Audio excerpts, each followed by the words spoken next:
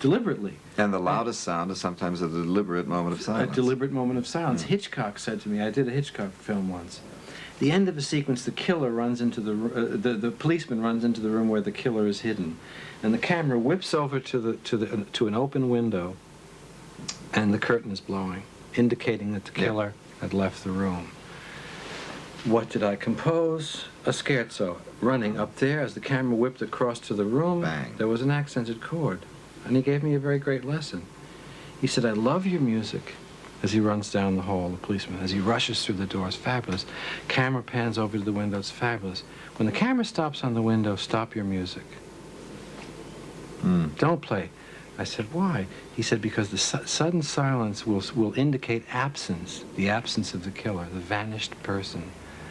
Louder than any orchestra chord that would ever punctuate. Nice. What movie was this? His last one, Family Plot. Let me talk to you about a different kind of composing now. I have conducted certain pieces of yours, your First Symphony and the Flute Concerto, and I think something for strings.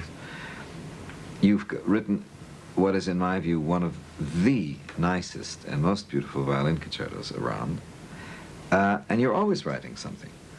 So, because you are so successful as a film composer, and because it's a very comfortable life, albeit terribly busy, why do you suddenly say to yourself, I'm going to write a symphony, I'm going to write a concerto? I can give you a quick list of reasons to learn originally. I mean, I think my first symphony you conducted in London, and I think of it really as a student work in a way, even though I was in my 30s, early 30s when I wrote that. The motivation behind it, why did I write it, was to partly prove to myself that I could, partly to learn the process. A further answer to that period of First Symphony, I had some time on my hands. It's another thing to give you a complete and honest answer. Later, my career became more busy, more successful, more distraction. But you've never stopped writing. I've never stopped writing, and now my motivations for doing it are different than this First Symphony that I mentioned. Well, now it's because you've got something to say. Well, I don't know if I have anything to say. It's more out of almost a kind of out of a sense of recreation in a way, the same reason that people read. No, but I tell you what confuses me a little bit is, as a conductor, I am sent a great many scores, every day practically, for perusal and to see if they can be used anywhere. And the one thing they have in common is certainly, has nothing to do with the musical content, but the one thing they have in common is the desire to be heard. You, conversely, to get a score out of you, of a piece you've written, is like somebody, doing wisdom teeth with home tools.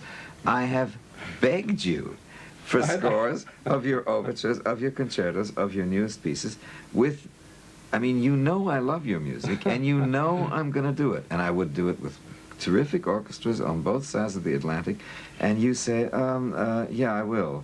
And you never do. And I've had to smuggle scores out of your house.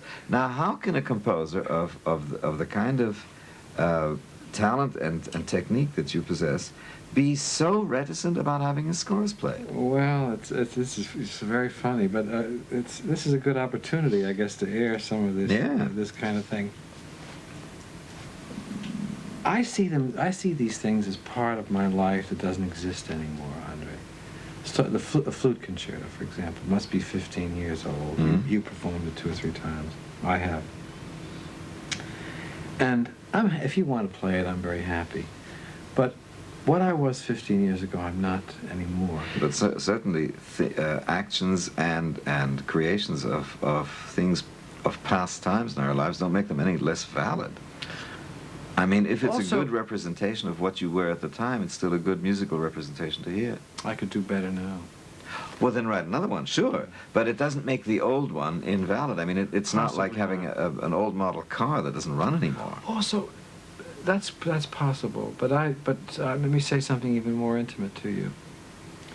And that is that it's like your children. I mean, music is like the music one writes. It's very close. And parts of it embarrass you. Parts of your past life, of your deficiencies, if you like, or parts of your children's character you wish were would be better. You still show pictures of them. You know, but you still show pictures. It's true enough. Bravo. Good. It's a good response. I tell you that I would hone in on your music even if there were no name on it. And I know that many of my colleagues would do the same.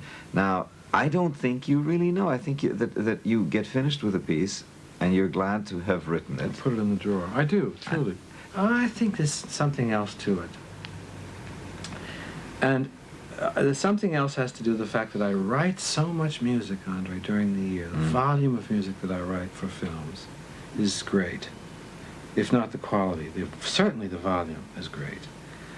And if you ask me for a commission for Los Angeles Philharmonic, for example, what I would have to stop working for a year. I would have to make such an effort to give you the best I could do. Are you a man who rewrites a lot? Yeah. Oh, yes. Really? Oh, yes. In films, too? Oh, absolutely. I say You can look at several days' work and say, forget it, throw it out. Oh, yes.